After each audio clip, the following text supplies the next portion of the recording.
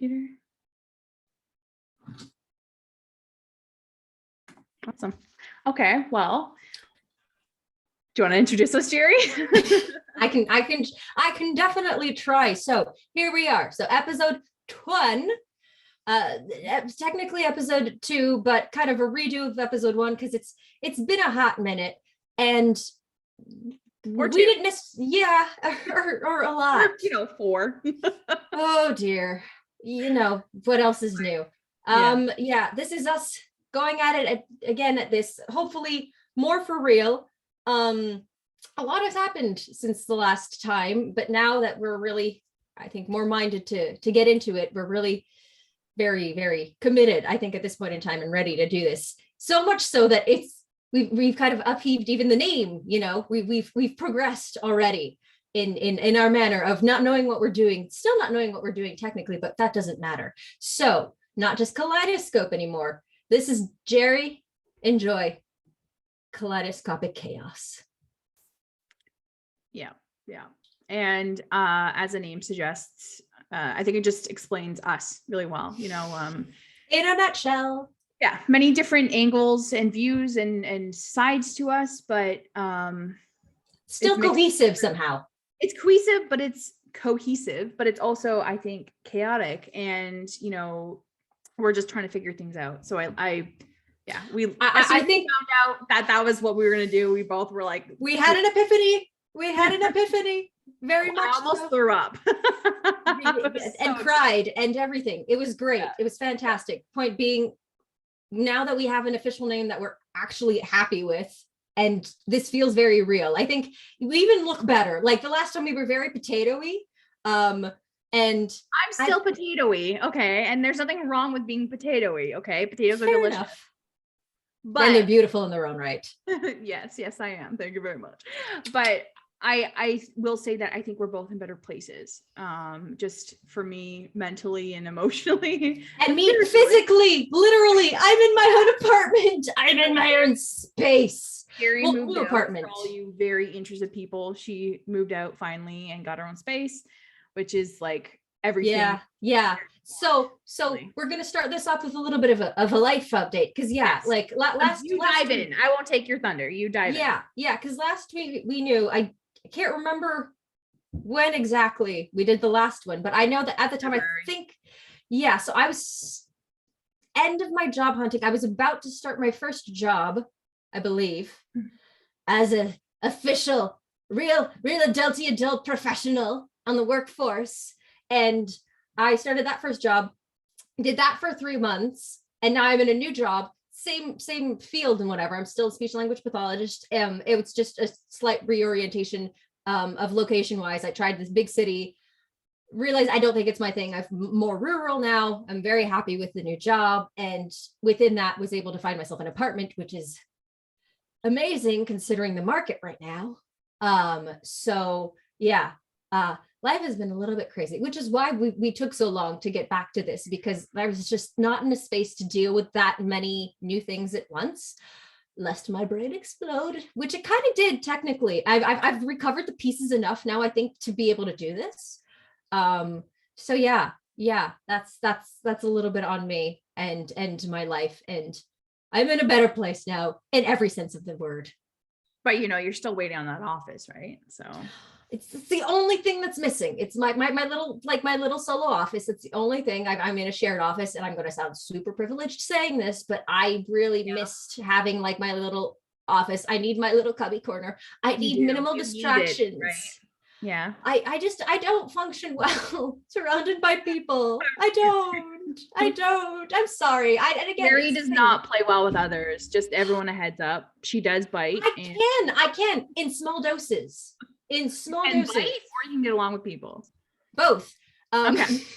No, I generally don't bite. Or here's the thing. As long as I remain in small doses, I will not bite. If you stay for too long, though, that's when I become very, very irritated and irritable and not very, very unhappy and unpleasant. And I don't want to be that person. So for the sake of everybody involved, just please give me my own office. Sounds manipulative to me. No, I'm kidding. No, I'm glad. You want to be comfortable at a job, right? Like you want to, I might not be as uncomfortable in a space like that, but I know that, you are a little bit more, you need that space. So, and that's okay. So yeah. I mean, you're being pretty patient waiting for it. So I mean, and here's the thing, like, that's the thing I get with you. It's like, I need my office. I need my office. I don't need it, but I'm really going to appreciate it once I have it. Yeah. And that's the thing. And like, it's the only, and I don't even call it a downside, because it's not even per se a downside. It's just an inconvenience right now, I guess, more than anything else. Because again, between my executive dysfunction and my neuroticness, it just does not help. And so I just feel like I'm going to be that much more in a good headspace to do my best. Yeah, you want to give your best foot forward for your work, and like different people have different needs, and for you, you need that space alone, and that's totally fine. Yeah. You. Like, that's the thing, is that I know, let's say, your feelings, Gerry. Thank you. We are an inclusive, supportive podcast. Yeah. All feelings matter here. There will be no self-deprecation and no invalidating. Unless you're a whiny little sod, then your feelings do not matter. Maybe we're gonna clarify here. Gerry is gonna be loving and kind, and Joy is gonna be horrible and mean. So, Dad, Mom. Yeah. Although, is that usually how it is? Because isn't Dad usually the fun one? Mom, Dad. I don't know. No. I'm the wacky aunt. Fine. I'll be the aunt. No, wait, who's the worst person in the family? You know what? We actually shouldn't discuss this, because I was gonna say that now we're opening up a huge sister. Yeah, those are pretty horrible. I love you all. Excuse me. You don't have any sisters. I'm the one with three sisters. Yeah, no, I should be offended. No, because I'm the eldest. Yeah. Oh, I am that person. Why? Mean that. Well, anyway, about me. Moving on. Gosh, that's awkward. No, Gerry, you're great. You're great. So great. Your brother's so lucky to have you, honestly. He is, though. He is. He is. Anyway, how about you? So life update, pretty much the same. I still work a lot. I've seen family a lot. I am a better place. I talked about my breakup last time, and I am just like in a much better place now, and just overall improving my life and working on myself. And I sound really annoying when I say stuff like that, but it's not easy. But yeah, my life update is just like, I'm just figuring things out as I go, taking it slow, making friends here, and just staying connected with people. I honestly think I have like the most boring life, but I think everyone has phases, and I think that like maybe my life is not as exciting as it was, when I was with my ex, or maybe it's not as exciting as it was when I was in the condo with you guys. But that I think we can't compare those kind of things. Like, like you said, it is what it is. I'm creating my own little space here. I've worked on getting my apartment furniture and actually not ordering in all the time. It looks like a living space now. Yeah, I don't look like I'm homeless anymore. So, well, you don't look like you're just there temporarily. You don't look like you're just a student bunking. Yeah, exactly. So I'm starting to settle in, and all that jazz, which has been really, really great. So I guess update is just I'm healing. And sorry, this is sounding really serious and depressing, but it's it is what it is. I go out where you're at here. Actually went canoeing last weekend, and did I tell you? No, you didn't tell me. I went canoeing with this new friend I have. She's awesome, and that's so great. She's really sweet, and so she has a canoe, so we went canoeing, which was like tiring because I used muscles I don't usually use in accounting. You used muscles. Oh no. Yeah. And then I actually went to the beach with her the next day. We went to like church. I went to church. It was outside because we do services outside. And then we had lunch with like the pastor and his family outside. And then her and I went to the beach, and it was so hot. I burned. So what I'm understanding is that you've cheated on me as your beach buddy. Okay. I love my okay. It's fine. She's super great, and I'm so thankful for her. But like, I've already told her about our summers together. I already have been like, no, man, me and my old roommate used to go to the beach every day and get some booze and, you know, share a poutine, because we're not that fat of kids. Well, but, you know, we would get our, you know, daily sustenance, as in not get our daily sustenance. I would bring my credit card and I would suggest to Gerry, because Gerry never thought about these things. So I would have this routine, credit card, and then we would go swimming, and then I'd look at her and I'd be like, do you want ice cream, Gerry? And then she'd be like, well, why not? Like, okay. To aspire more, don't you? So yeah, like that's the only reason, because I have this weird thing where I keep myself from doing things because the thought of doing things is just complicated and complex, and making decisions is just how. So yeah, no. And so I have a potato like me, who is cannibalistic and likes to eat other potatoes. I really, like helped Gerry because of my own gluttony. Sure. Yeah, no, because I just like having fun. I like.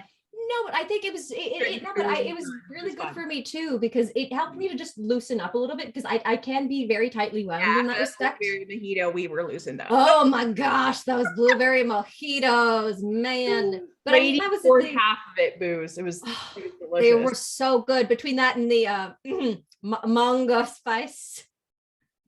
You did not. I did. I went there. You did not. Yeah, that summer was one I'll never forget. That was so great. So great. No, in so many ways. Yeah, it just it helped with my general tendency of being like, but I have food at home, which that's the thing, is I become overly practical because I don't like making decisions and doing things. And it's as if in my mind, it was the darndest thing, because it was like, yeah, do you want to go get something? But I'm like, but we already went this weekend. It's like, you know, you can do that more than once. And like, my brain was like, what? Like mind blown. And I'm like, what are you, a video game character? You don't have, you have other options than whatever. Like I always have like this very closed set of options at any given moment, unless my brain explode from the amount of possibilities that one can do at any given moment. So it's how I've learned to cope. It's not that it's the best way of coping, but honestly, there's nothing wrong with that. I think the fact that you were able to have the flexibility to be like, yeah, let's do that, instead of being like, no, like all you need to do is just like you're flexible enough that you can be that person or you can't be. And I don't think there's anything wrong with being fiscally responsible, because while I have fun in life, and I, you know, even though I'm still healing, like I said, I'm a fun person. I like doing things, and I like laughing. You definitely are. Yeah. Even though I am like that, and I like spending money to have fun, because that's kind of what you got to do. Well, I mean, not always, but I also like eating food. So there's that issue.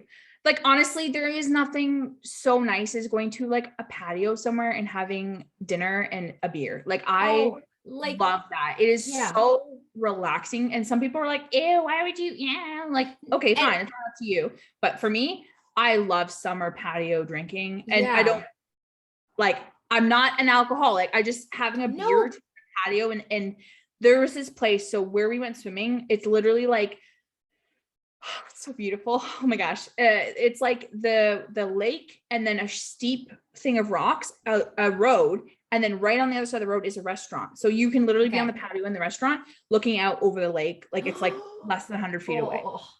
And beautiful. It's like gorgeous. So like we went and got dinner after canoeing, because the canoeing was like literally just down the street. We went there after dinner. We did sit inside, but then we walked over to the beach afterwards and just like sat on the rocks and watched the sun go down. And I was just like, and like in the distance, you could see like Michigan as like a dark smudge. It was like glorious. I actually wrote a poem about it, because it's just the clouds and the sun, and it's one of those incandescent moments, you know. You're just and that's the thing. And I feel like that summer really just helps to just help me relearn to slow down and enjoy things and just allow myself to be and exist without the pressure of feeling like I need to be doing or be anything else. Like that was the thing. And just the fact that even like, aside from the fact that just like the ice cream and the drinks were amazing, which helps to set the mood. But like, even just being able to just to go swimming and then just sit for a while. Joey. Well, I mean, you did pay for me after all. Yeah, I did. Yeah. See, I told you I'm the door dad. Yeah. I'm like, it's okay. I got you, baby. Ew. Anyway. Interesting. Oh, yeah. Like that. How about no? Okay, how about we move on? Good idea. Good idea. And I'll forget that I said that. And sure. Because yeah, let's segue into a different subject topic. Moving forward. Well, kind of related, to what you were saying earlier about, getting an apartment and moving from school to, working full time and to being a real adult. What is this? Like, that's been just a really, really weird transition. Because that's the thing is I've officially gone, because the past few years I have been, yes, adult technically, but I've still been a student. So like I went from like child, teenager student to adult student to now adult, working adult. It's a different mindset. It's a different lifestyle. It's I'm thinking new. Of like it is like loading. And like you're fully loaded now. You know what I mean? It's like I still feel baby adult in so many ways. Like my question is, do adults ever feel like full adults? Like is there question. Like, because I think we all feel, maybe you feel a little bit more, like you feel a little bit more dysphoric of like, I'm not an adult. But for me, I'm 29 and I'm like, I don't drive yet. I don't even own my own place. And like, that's a reality for a lot of people nowadays, but especially there's an idea of like, I'm not really a full adult yet. I'm barely surviving. Like I can barely take care of myself. I was thinking about the other day, not to derail this, but I was thinking about the other day, like as a religious person, like I want to be married and maybe be a stay-at-home mom or like work part-time or something.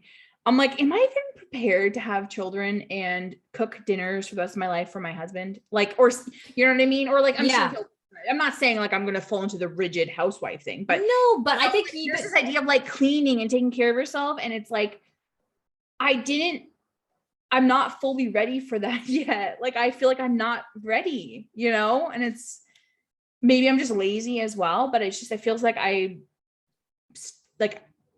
not quite fully loaded, I guess is what I'm saying. So it's like, do adults ever feel that way? Or do they just kind of fake it till they make it and suck it up and clean, or for example, or cook? Like I'm trying to force myself to do actual real cooking now. Yeah. And it's like, oh, I have to make quiche again. Like what? Why doesn't food last forever? Like, I know. It's like, why does this come again? Why do I have to go grocery shopping again? Like I went last week. Yeah, because you ate the food that was in your fridge. Like, your perishables don't last forever. And no, like that's the thing. And that's where I feel like that transition is different, because like as a student, your schedule is so different. Like, you're not in class all the time. You have to manage so much more time outside of it between like, and depends on the time of the semester too. Like at the beginning, all depending, usually it's a little bit quieter because you're just more going to class. And then eventually when it's more like midterms or finals, when you've got like a billion papers and projects and then studying for said exams. So like your schedule is really structured. It's very, it isn't not once it was in university. Like that's the thing. Like before that, it was better for me because, and that's the thing, it had a start and an end to my day. While once you're in university, you're technically a student like 24/7, or you can be. But I need a clearer start and end to my day, which is why I feel like I've enjoyed this. In a way, I've enjoyed this transition more to the workforce, because I have, and in the type of work that I've decided to do, I purposefully found this, and I wanted to have it this way so that I could have a clear end of my day and be like, I'm clocking out as of now, and as of now, everything is a tomorrow problem, just so that I can go back and have my life. Because your work-life balance, I have many questions about. Great. What are you talking about, Gerry? Sure. I didn't work till 10 p.m. last night. No, I didn't. I didn't work okay, to be fair, the one Monday, I didn't work a full day because I felt really ill for some reason. I don't know what it was. Maybe it was, I was too hot. We were talking about this earlier, but like, I just couldn't, I was so As in physically hot because it's boiling in your apartment. Well. Anyway, first world problems, but essentially, yeah, I have, like I was saying to you, I have this audit and it's just insane. And so I procrastinated for too long. So then I now need to work. Anyway, there's just a lot to do. Let's just say that. And the stress is on. So I'm like, yeah, I just worked last night. And that I think is the part of adulting that I struggle with, is like the work-life balance and being efficient when I do work. Because if I really had the willpower, like if I really wanted to, you know me, I'm very strong-minded. If I really wanted to have a good work-life balance, I could. I'm like no one forces me to do something I don't want to do, essentially. Mm-hmm. Typically, I won't say never, but most of the time, if I wanted to have a better work-life balance, I could do it. I just don't, like, I don't care, right? I don't have any external motivators. And that's what I miss about working in an office, is like, external motivators is that we're locked up at a certain time. We open at a certain time. Well, exactly. Period to get work done. And it's so much more structured than I could literally wake up at any time. Which is why I decided to be doing it as I'm doing it more, like, again, in an office, and also working in the public system, because again, it creates those hours, not working on my own for my own terms, because then again, it just opens up the box to having a poor work-life balance. And I know how much I need that. I need a good life hygiene to not die. Like, I don't have enough stamina or resistance, and I go batty. Like, that's the thing, is that if I don't have a proper separation between things, they all just end up bleeding in together, and then I just burn out everything. Like, I need to be able to just close the book at the end of the day and be like, again, just to I need to be able to separate things into smaller boxes. Which again, and that's the thing where, like you said, I'm much more efficient that way, where, like I have always said, I technically don't need more time, I need more structure.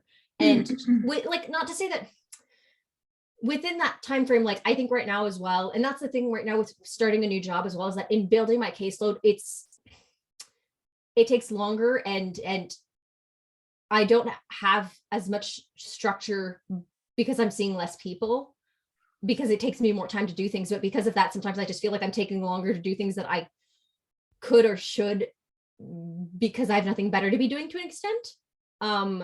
And so it's like, I could be more efficient, or it's just that I end up either overthinking it or spending longer and just kind of willing myself to kind of overthinking. That doesn't sound like you at all.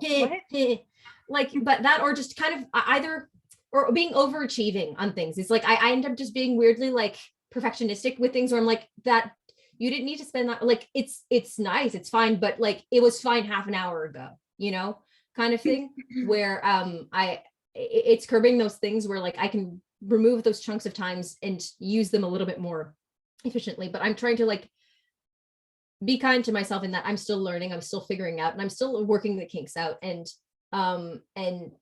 by having my own office as well, it's going to just help, because I know how much I rely on my environment to really structure me and to organize myself. I was gonna say, because to kind of like progress, so we're kind of like adulting, right? Like, that's kind of the title. And I've talked about the struggles, you know, to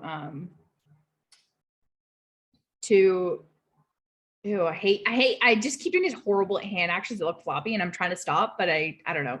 I feel weird. Anyway, the struggles to, like, for example, like for both of us in different ways to be effective and efficient, and to use our time wisely, and you know, the struggles to be motivated to perhaps achieve on my end. Like, when I was first going through the breakup, immediately you're like, I have to fill my life with other things, because my whole life revolved around this person. So I started fill the void. I was embroidering, I was reading, I was doing like French lessons, I was doing like a bunch of different things. And I loved it, but it's fallen by the wayside now, because I'm feeling better inside. So I'm like, I don't need this anymore. Like, I'm feeling so much better, like whatever, who needs him? But I'm not creating. And I mean, this is the first time I really feel like I'm actually doing something productive, really. And so I'm getting sidetracked. I'm sorry. My point is we both struggle with adulting in different ways, perhaps, or similar ways in some ways, but like, what are some good things, right, that come out of adulting, or about becoming an adult, and like benefits, you know? Well, yeah, well, that's just it. I feel like yeah, I think that's the thing where I'm appreciating, like that's things I appreciate that there's an end to my day. Like, again, as a student, you can be a student 24/7.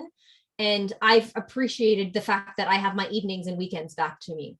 And I was the thing where I was seeing like my brother, who's now really like, who started his college life. I look at him and he was like, oh yeah, I have midterms, or oh, I have finals. And I'm like, that is no longer my life.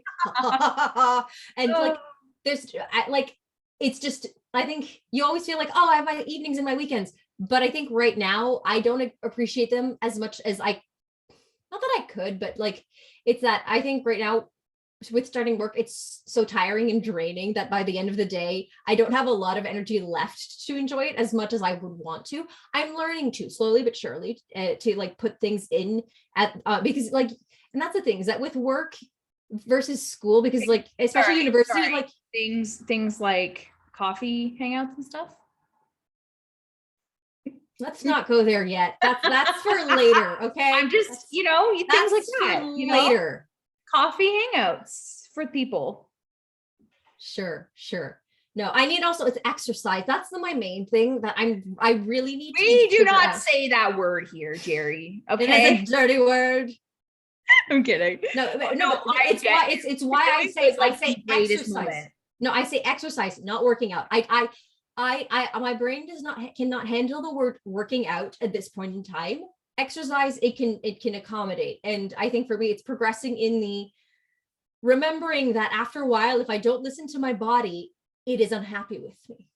And I think it's that I've been learning that like I need to listen to my sensory needs, in that after a while, my body's like, you need to stretch, like everything hurts because you're sitting and you're cropped and you've got anxiety that's building up all over you. Therefore, why don't we take 5 minutes to stretch? Why don't we go walk for a few minutes? And especially where I am now, I get up probably like every half an hour, to be honest. I need to do that. I need to get better at that, even at work. Like and that's my problem as well with just becoming a bit in the hyper focus mode, is that and that's my problem also with work, is that I'm less efficient because I get into like hyper focus mode, but I lose track of time. So I spend way too long on something. And then I'm like, I've been in this for like an hour, 2 hours. And I'm like, I should have been doing other things. I wish I had the opposite. Get up.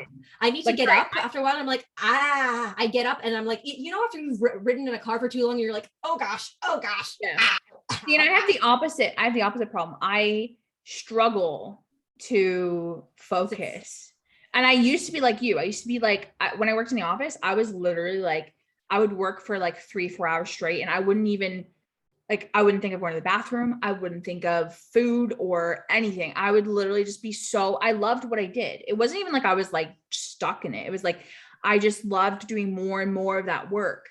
And then I would suddenly snap and be like, I really got to pee. It's like 4:30. What? Yeah, no, you're like, I have not eaten, had a drop of water, or gone to the bathroom. During that time I was working there, I was living at the condo and we went out walking a lot, considering. So like it worked. It was okay. Right now though, like I do get up more and I stretch more, but I also don't go out enough. So like, that's my struggle, is like, I'm a very social person. Even though I'm an introvert, I'm a social person. And all of my life, I've been around people, family, friends, church people. And I was always like ferried about, or we went walking. And so now it's hard because I know like 5 people, like, okay, maybe more than 5. Like I'm meeting a lot of people at the church I'm going to. I actually have a coffee hangout with one of the ladies tomorrow. So that's exciting.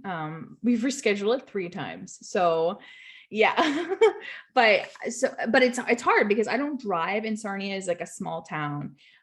So like, yeah, I also just told everyone my location, but I don't care. I was going to say, it's, it's a small town and you have to drive to get anywhere here. Like you can take the bus, but it's like really limited, and they have like 2 Uber drivers. So gotcha. So like it's not super. I need a super bicycle or I need to drive, and driving would be better just because then I can visit family and stuff. So it's hard.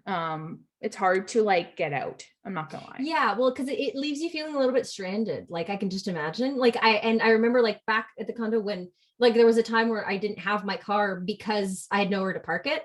Right. And that was the thing where it just I remember just feeling, and not that I'm not someone who goes out much. Or if I do, I usually just go for walks. But like when the times that I do need my car, I'm like, oh, this is when it was nice to have my car. Like for the handful of times in the week that I do need it, like to go grocery shopping and to go to church, that it's those moments that I'm like, oh wait, yeah, no, it's still useful to have a car for these specific moments. Like as much as I don't use it, but to have it is very helpful. I mean, I could, like I have, like I was saying to you earlier, I have an AC I can't install because I don't have the materials. But if I had a car, I could literally just hop into it, go to Home Depot, grab everything, shove it into my car and go home. To like Uber there and then get another Uber back. I don't even know if I could get an Uber back because they're so limited, you know, and then I have to rely on other people to help me. And I don't like that anymore. So I will say, so for my pro of adulting, so it doesn't sound like I'm complaining, everyone, like I'm happy to be an adult. Are you though? I'm accepting of the fact that, you know, we get older and we have to take our place in society. So I'm willing to do that. I will say that I do miss being a child, or, you know, even early 20s. I was so much more carefree, and, you know, my idea of what this world was like and my place in it was much more innocent and much more free. And I just had more fun. And now I'm a little beaten down a little bit, not gonna lie, but I am thankful I'm an adult because, you know, gosh, wow, I am blanking out. I was gonna say you seem to be going somewhere with that, and I'm not sure where you're going with it. Well, I will say that it is nice to just be able to do pretty much whatever I want. Like I will say that's wonderful. You know, while I struggle right now, and that's the thing I'm trying to say is like I am in a phase where I think my life is a little bit more boring perhaps, or like limited, but I don't think that phase is going to last forever. At some point I'll get a car or a bicycle, I'll make more friends, I'll get out more, and there will come a period of time where I'm a little more social and more mobile. And what I'm happy for as an adult is that I'm mature enough to understand that my life isn't a dead end. You know, as a kid, you feel very, this is the end of the world. And your maturity, your brain function isn't quite there yet, where you can look at your life and be like, this isn't the end. And, you know, I think I'm happy that I can look at my life and be like, I'm not where I want to be, pretty much with everything, but I'm also not going to get depressed. Like I don't sit here every day and cry over the fact that my life isn't quite where I want it to be yet, or, you know, isn't where I wanted it to be at all. I'm instead thinking, it's a little overwhelming, but what steps can I take? You know, like for my apartment, I'm focusing on my home life. Like, what can I do to make my apartment feel more like a home? What can I do to better myself? Like I was saying to you before, I used to order in almost everyday food because I just got really lazy and it's easier, right? But now I'm making my food. I ordered in last week, but it's because I got home really late and I had no food. So I ordered in once in like the past 2 weeks, and that's like awesome for me. I'm like, that is like crazy. Like progress. Even in the condo, I was like ordering too much sometimes. And I remember walking in and just seeing bags and bags of Uber. It's not just yours. Let's remember that they were the 3 of you, because I only ever ordered in as a piggyback thing, because I as a concept, as a principle, have refused to get on any type of ordering things. It's the one place where my executive dysfunction works in my favor, because for some reason the concept of ordering in does not work with me. Like it makes me more anxious for some reason. So for me, it's ultimately easier just to make my own food.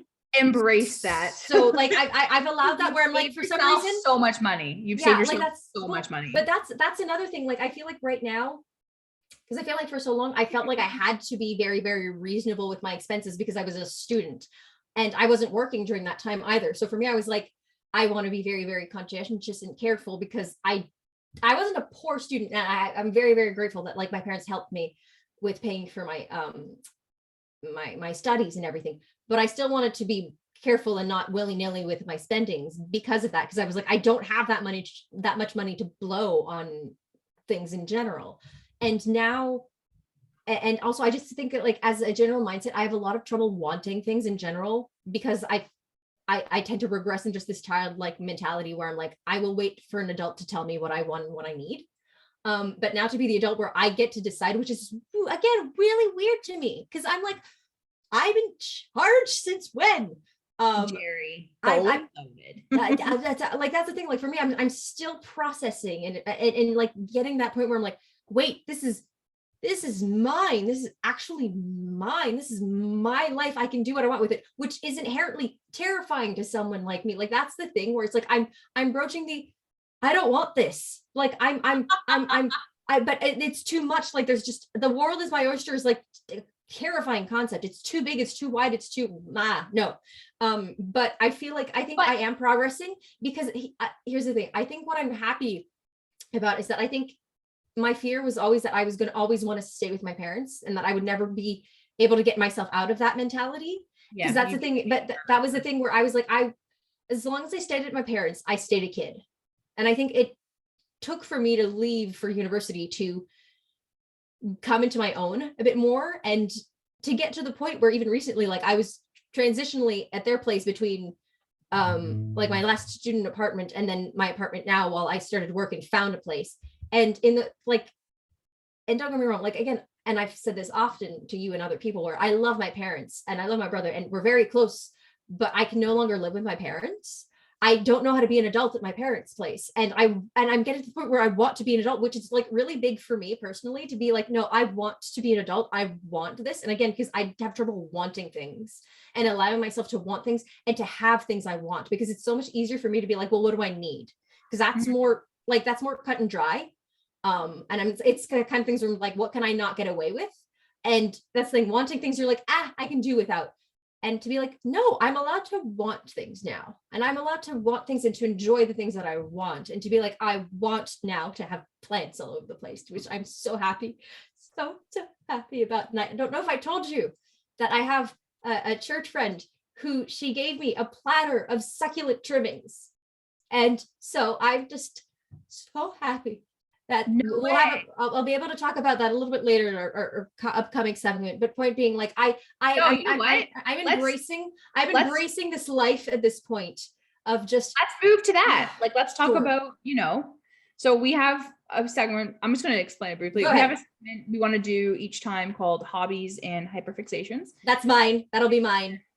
And a segment I haven't really named it, to be honest, but it'll just be me reading a poem. So we're going to talk about Gerry's hyperfixation / hobby. I'm going to say hobby because, it's something you're really good at, something you like doing. And that is well, here's the thing is that, the not drugs, folks. No, I'm kidding. Well, not yet. No, thank you. Whoa. You're getting this adult stuff. Wow. Pretty seriously. I'm inexperienced at all. Yeah, no, I'm still a very, very reserved and slightly boring person, but like, that's the thing where or not a good word. I don't know what the word I'm looking for. Doesn't matter. But yeah, no, for this segment, it's me being me. I have a lot of hobbies that I alternate because I get bored really easily and I need just to vary the stimulation in my life and just the interest. And that's the things, I like a lot of different things. I'm not a one trick pony. No, I'm a jack of all trades. So like, I love a little bit of everything. And so that goes into my hobbies, but that goes also into like just more my hyperfixations of the moments, some lasting longer than others. So it'll just kind of be what's on my mind at that moment. And that's the thing. It could be either my most recent project or stuff that I'm working on or that I'm doing, or, what I've been watching or what I've been caught up on or what I've been obsessed with lately. So it's going to be it'll be something different every single time, or it might just be like updating on something that I've talked about like a while back, all depending. I'm not sure yet, but like for this round around, we can go that I'm a plant person. But more specifically, my beloveds are succulents. And I love the sort of, I don't know if you can call it the art, but just the concept of propagating succulents, where you just get the leaves and then you have the little seedlings that sprout and that you can make more, you can just kind of replant them. And that is like, to me, just the really fun part of it all. And so like, as much as the full grown plant is fun, but for me, like, it's more fun to just being able to see the growth from like the nothing to like seeing something come out of it, and just to have trays of leaves on my windowsill. Like, there's just something that brings me so much joy from that.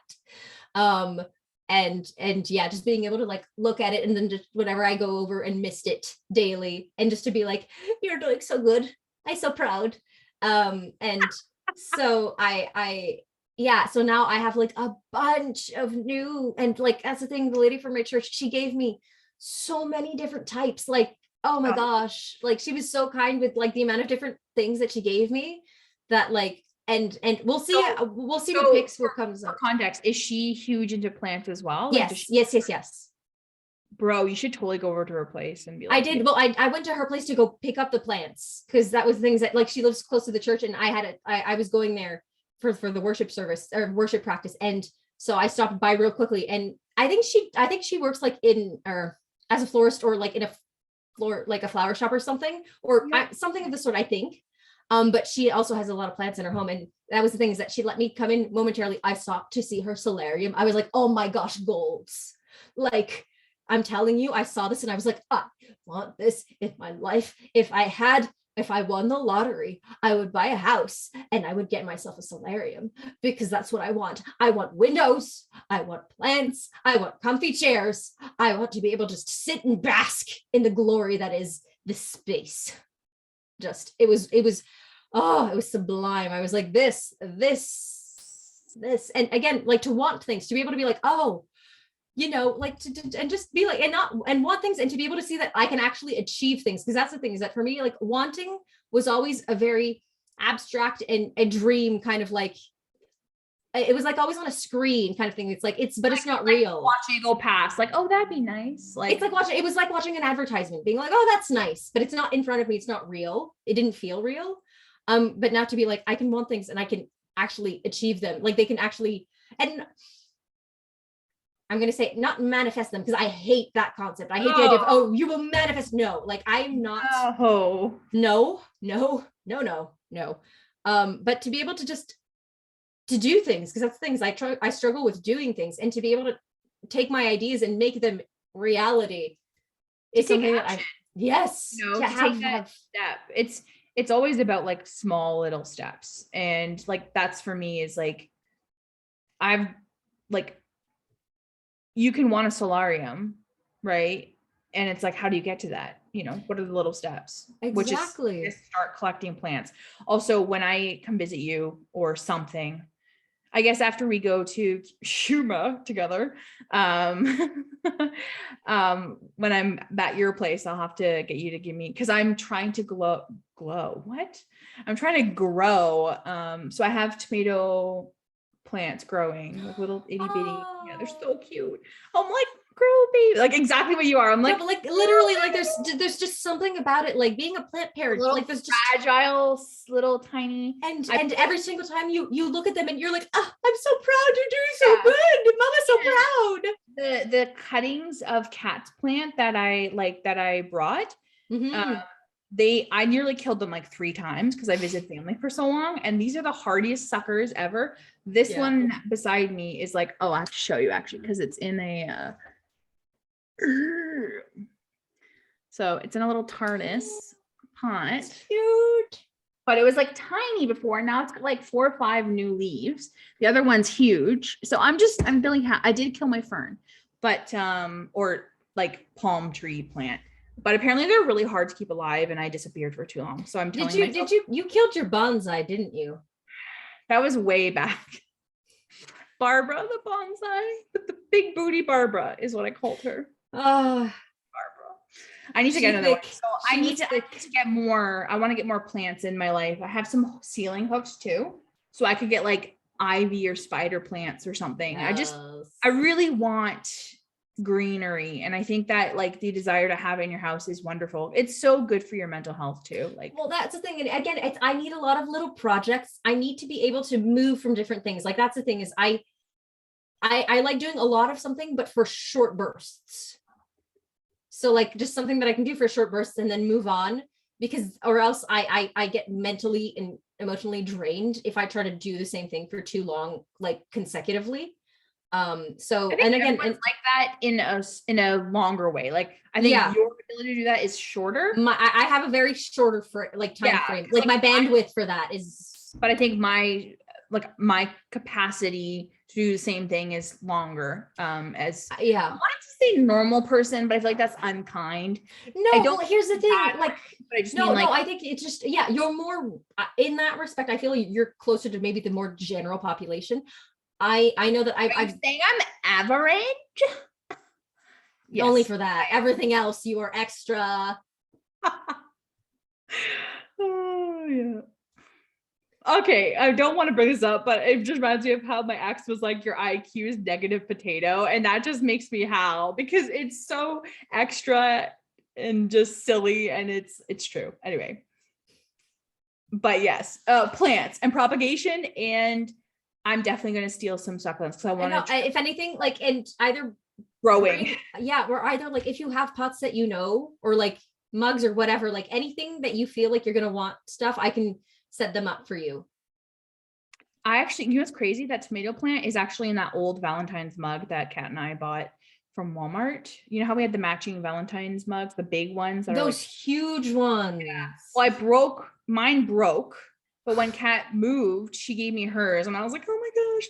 But then I realized the inside, so I didn't know it was a thing, but basically cups can get this like veiny appearance on the inside. And basically what's happened is the what is that made of? Like not clay, what the ceramic? I guess the material has cracked in micro fractures, and what happens is bacteria can get in there and then it discolors.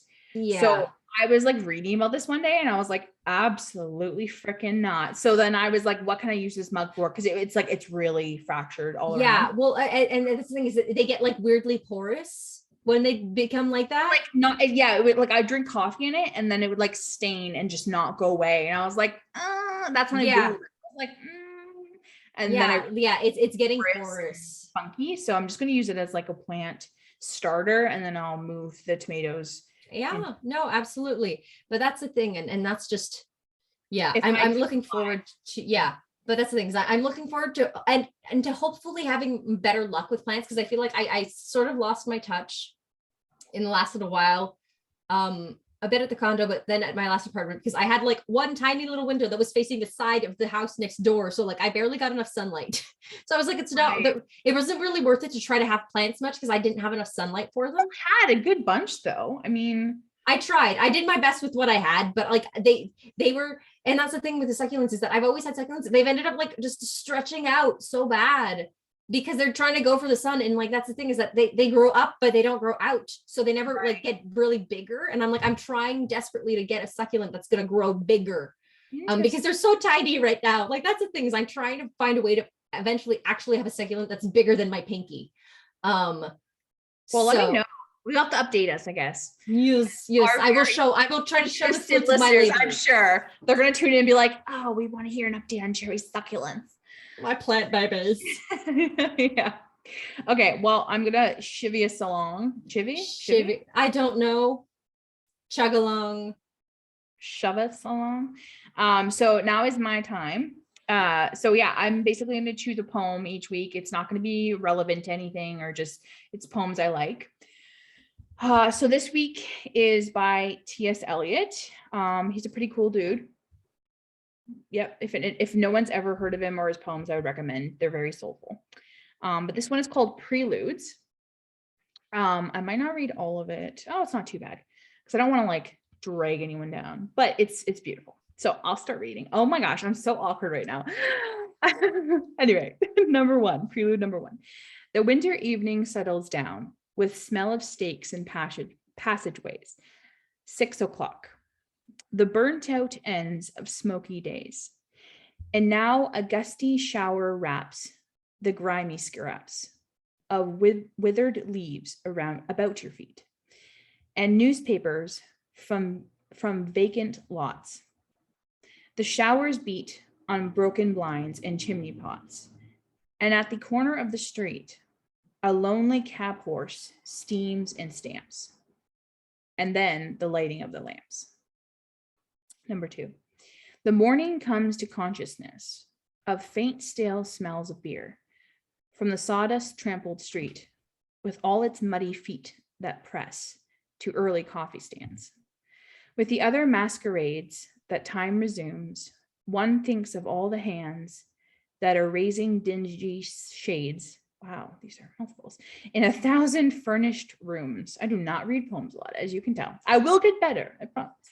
Number 3. Next one. You tossed a blanket from the bed. You lay upon your back and waited. You dozed and watched the night revealing the 1,000 sordid images of which your soul was constituted. They flickered against the ceiling.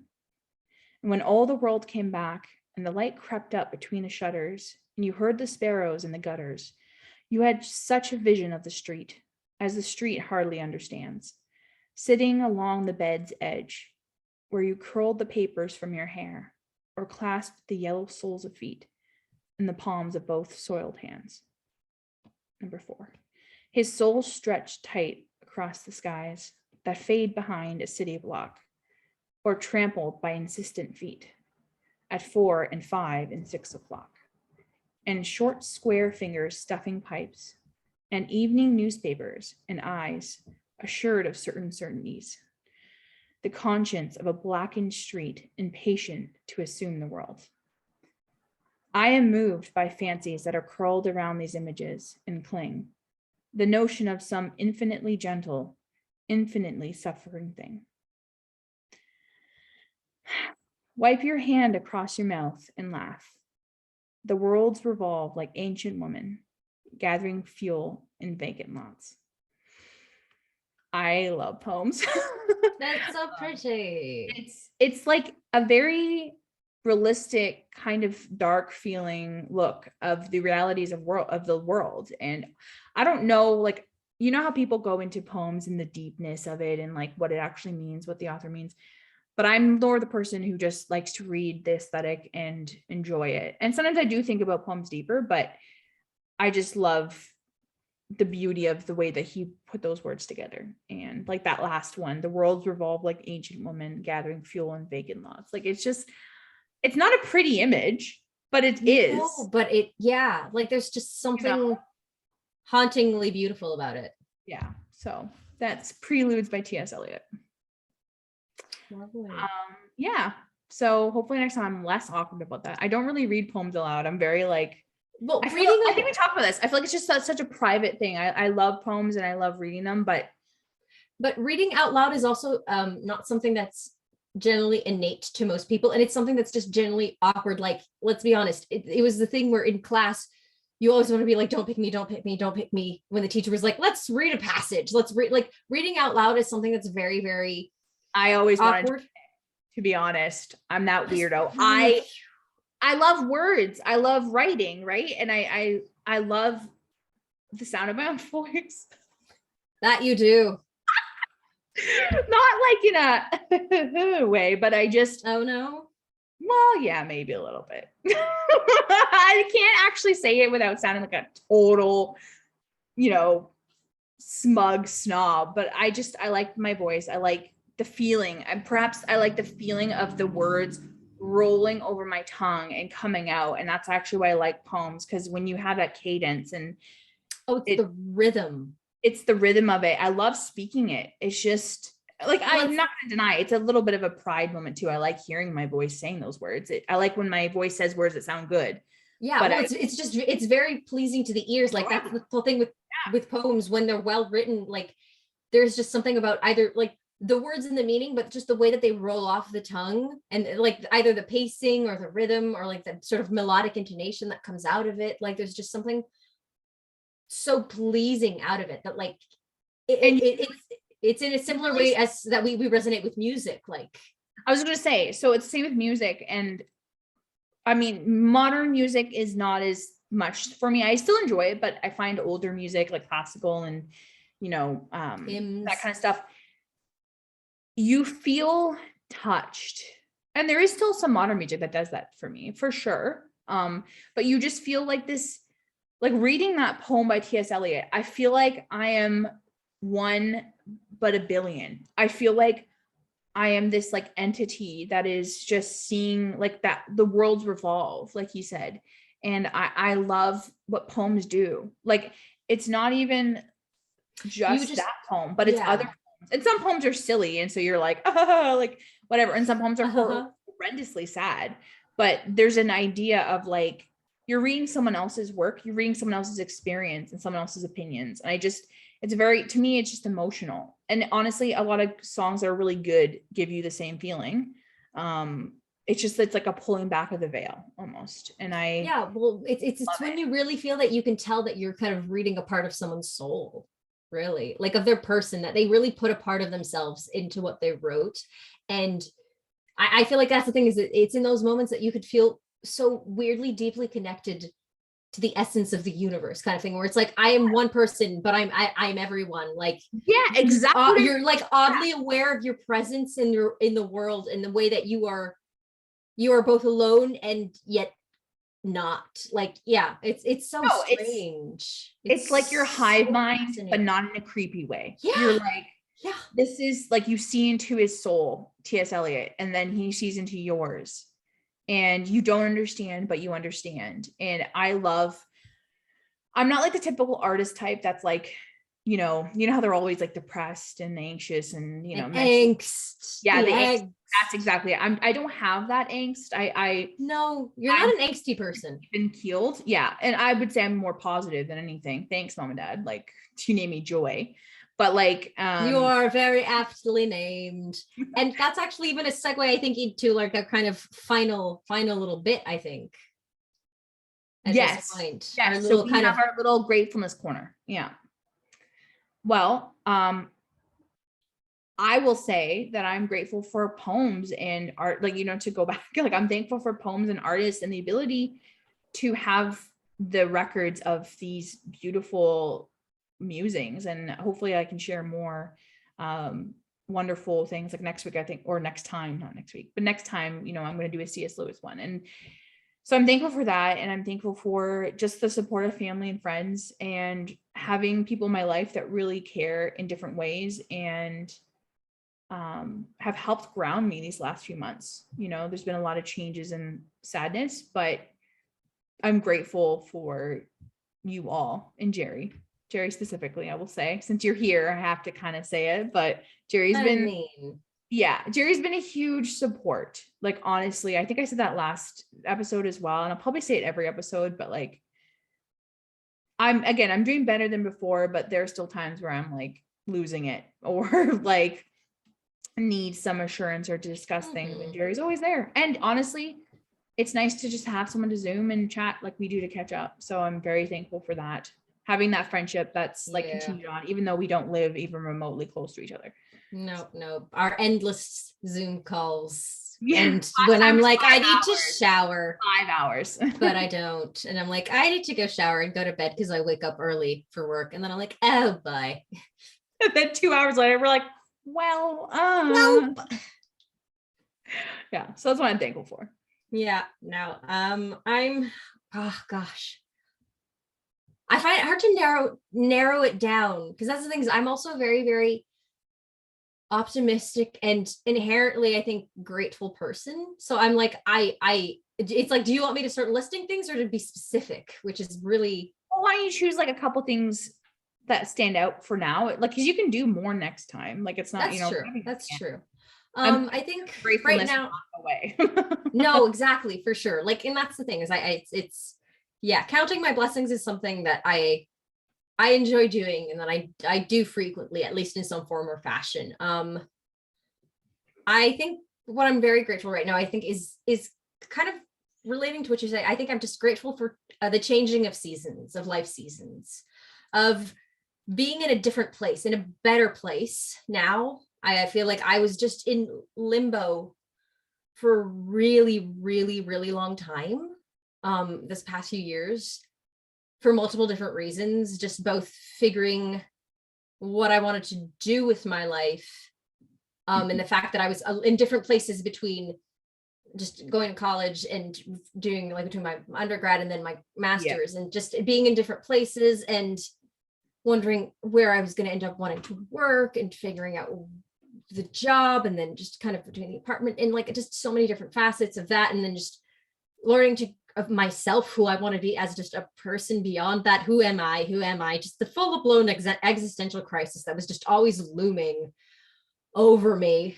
And I feel like I'm grateful that I feel like it's all falling into place, especially recently. Like I feel like so many different puzzle pieces of my life have fallen into place recently. But that's the thing. And like, I know that for me, that's how things tend to happen. Like I just have these long periods where like it feels like nothing's happening, and then like I'm in limbo and I'm walking through the desert and I just feel so lost and confused and in the dark, and then all of a sudden everything just goes whoop. I'm like, oh, hello.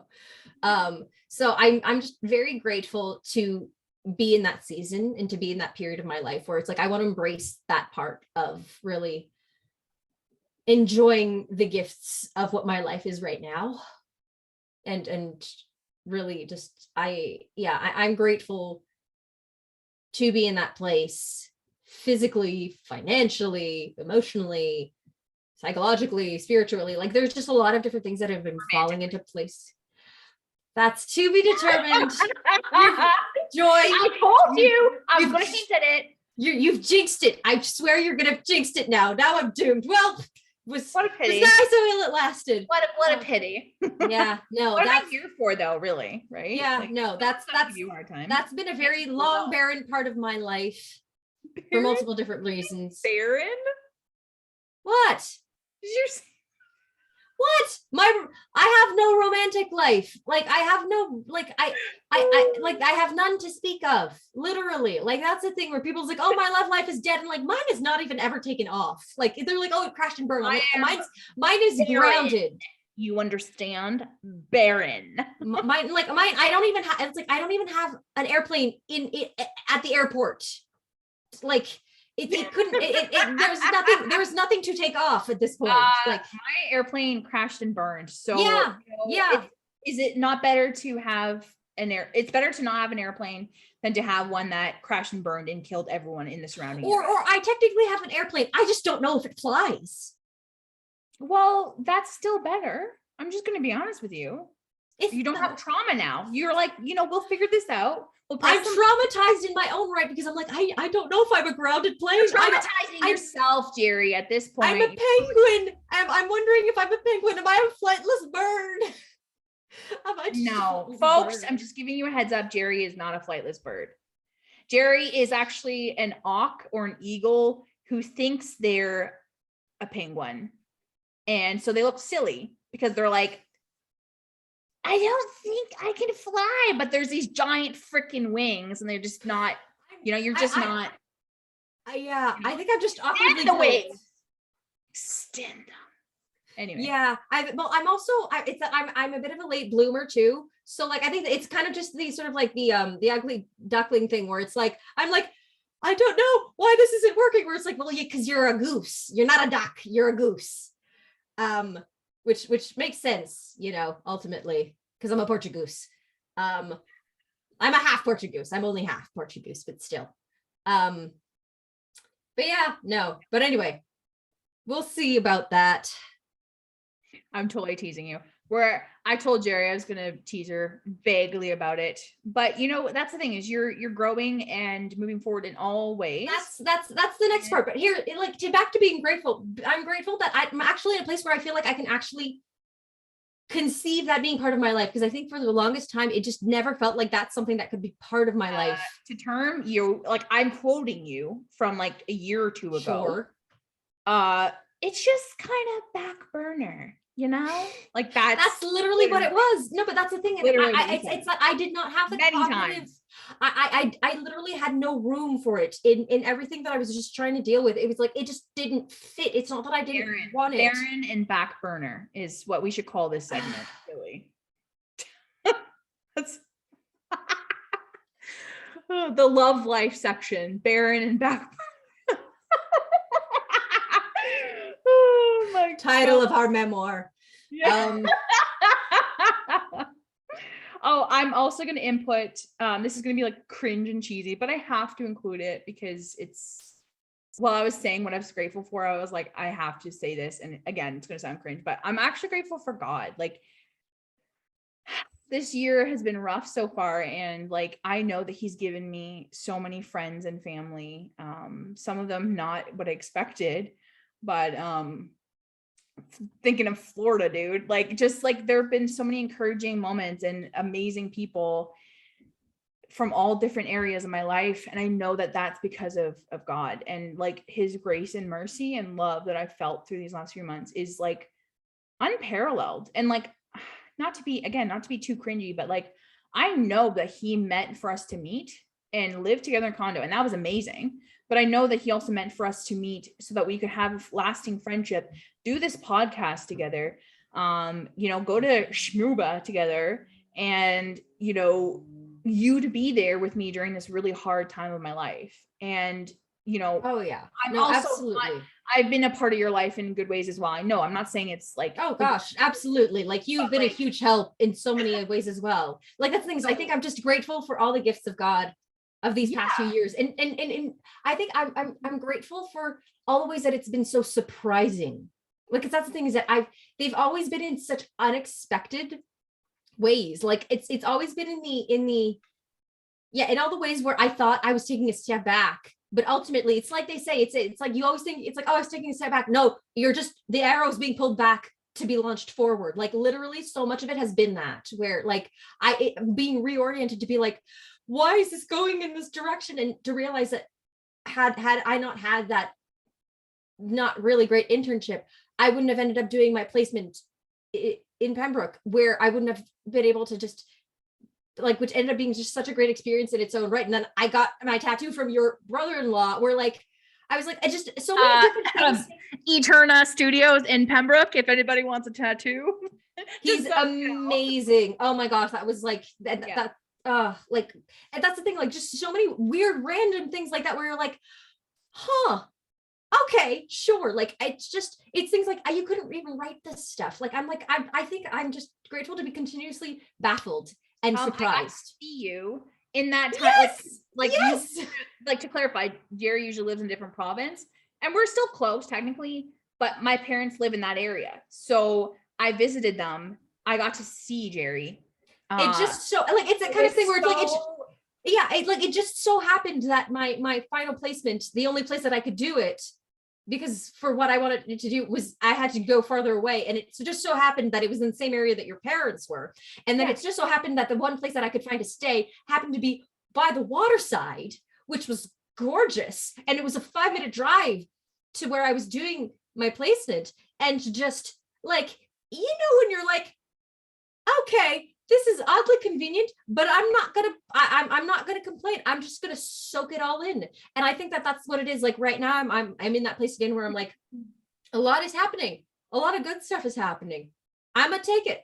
Thank you. I'm a sit and savor, and not question it, because again, that's the thing, is that I don't know when the next long phase of whatever, the next like set of obstacles. It's always so unexpected. Like, I would never have expected that I would have been like, my first friend here is an 89-year-old woman. Like, it was like my old neighbor, same thing, that my best friend. You don't, you know, again, God orchestrated her to come sit down at my table at the ladies event and be like, hey, and, you know, just I've seen his hand in so many little ways. And I guess like people would often say, oh, well, you know, you're just reading into it, maybe. But I also am choosing to be like that's comforting to me, because like, I've, again, like, not to be depressing, but I've been through a lot, and I've been hurt a lot. And knowing that God is there and that he's looking out for me and is taking care of me is extremely comforting in a way that nothing else can comfort me. Because when you have a broken heart, nothing will help you. Someone telling you you'll get over it or you'll find someone else, that doesn't help you. You're heartbroken. So, but the one thing that's always kind of soothed or just comforted me in those really depths of despair is like, God has got you and he's not letting you go. And even if it feels like you've fallen or if your path isn't super clear, like, I don't know where I'm going to end up. I don't know who I'm going to end up with or marry. Like, I don't doubt that there's someone out there for me. And I don't doubt that God has it all planned out like it should be, because I learned lessons from this. I learned things about myself and the boundaries I needed to have. And it's been a growing experience for me in good ways and in hard ways. But I know that I had to go through that in some ways and that God is doing it for my benefit. And amen, so I'm just to that. Yeah. Amen to that. And I've had to become stronger, and I'm already a strong person, to be honest. I am, but there are ways in which I was weak and there are ways where I'm still weak. I'm not saying I'm this like strong giant who's going to stomp on everyone who gets in my way. But you saw me in December and then the breakup and everything. And I was just broken and questioning myself, my worth, my values, everything. And so I had to rebuild that and be like, who am I? What do I like? And I lost a lot of myself in that relationship. So just coming through it again, I'm still not perfectly okay, but I've definitely seen God's hand in the events, and I've seen his protection and his provision, to put it like all P's, like his provision in good friends and family, work, coworkers. Like I've had clients who were like, you're worth so much more, and just been really encouraging and, wonderful. And one even was like, stop obsessing, like a couple months ago, was just like, you need to stop thinking about everything and going over it, move forward. And it's just like all these people God has placed in my life who don't even know that they're being used to help me and push me forward. And even the woman at the church, it's just been amazing. And like I said earlier, it's not like my life is perfect, that I have it all figured out, that I'm like in the best place ever, and that I'm like I do miss times when before everything, when I was more carefree. I'm not anymore, but doesn't mean I still can't build a life where I am enjoying myself again, and where I am enjoying where I am and who I am, you know. But to even kind of like bounce off of what you said of just seeing how different people have kind of played into your life. And I think that's just another thing that I'm so grateful for, is that all the people that have been placed in my life at exactly the right moment for different things. Sometimes whether it was kind of to bring me down momentarily to only come back stronger and rise from the ashes. That's me for her. Yeah. If y'all hadn't guessed already. Gerry absolutely hates me. Yeah. What can you do? But like, that's the thing. And but it's just to help people, but then to realize also, I think that in a way, the opposite is true, that I am also an actor of change in this world, is so nice to me, because as someone who questions my existence and my purpose in this world, which is why also I just went into the field of healthcare. Ultimately, like I have an innate need to help and to give and to be that person for other people, and yeah, just to know that, like, and not necessarily like, as much as there are ways where I do it very, very like intentionally and purposefully, and like, it's my job, but like to know that not just with those people, or in ways sometimes that I don't even realize, I'm influencing and impacting people, hopefully for the better.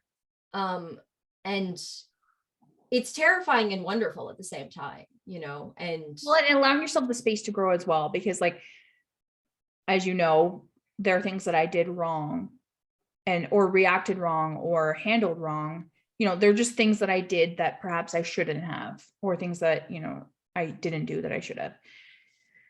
And I look back at the time and I'm like, I have some regrets, but what it comes down to is like, even you in your daily life interacting with people, me in my daily life interacting with people, even whoever I date next, I'm not going to be perfect.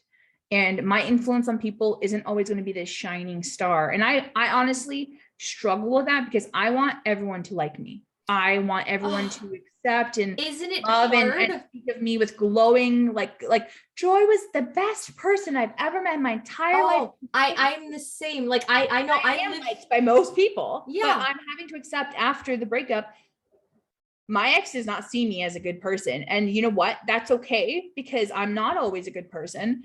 But overall, I am an extremely loving, caring, imperfect, but just I'm an awesome person. And so if someone what I'm trying to say is if someone sees me in a certain way, that's okay. Like I have to accept, like, that's okay. I can't change that. What I can change is like growing and working on myself and facing up to the dark parts of myself that perhaps I don't want to, and accepting that maybe there will be people who will get some not great versions of Joy. All I can do is just continually grow. And I think that's all I can really do. I'm having to accept that it's hard. I want to be perfect. Oh no, like I get that because I know that I and I've realized like in just so many ways, I kind of live my life with the sort of the motto of irreproachable. Like I don't ever want to give anybody any reason to be displeased with me at all. Like it's like it's part of my kind of like just visceral deep dark fears, is just existential like fears kind of things where I'm like I don't want to be the agent of anything bad ever if I can so help it, like and it haunts me the idea that I like, as much as like I definitely never try to do it intentionally, but it's the idea that sometimes it will get away from me unwillingly or unwittingly, and I'm like, oh gosh, like that's the part that kind of like scares me because I'm like like, but that's not everyone's gonna like you, right? No, not and that's the thing. And I think like you can't control that. And if something happens where you do something wrong, and you regret your behavior and your actions, like what I'm trying to say is like the person has to decide whether they're going to communicate that with you and work with you on it. And if they don't want to and they leave, then that's, you know what I mean? And like, I feel like this is something that we could discuss about on end for a very long time. That I feel like we this is a topic of discussion that we've talked about amongst ourselves, but I feel we're going to want to delve into deeper as a concept because we're over our time technically at this point. We are.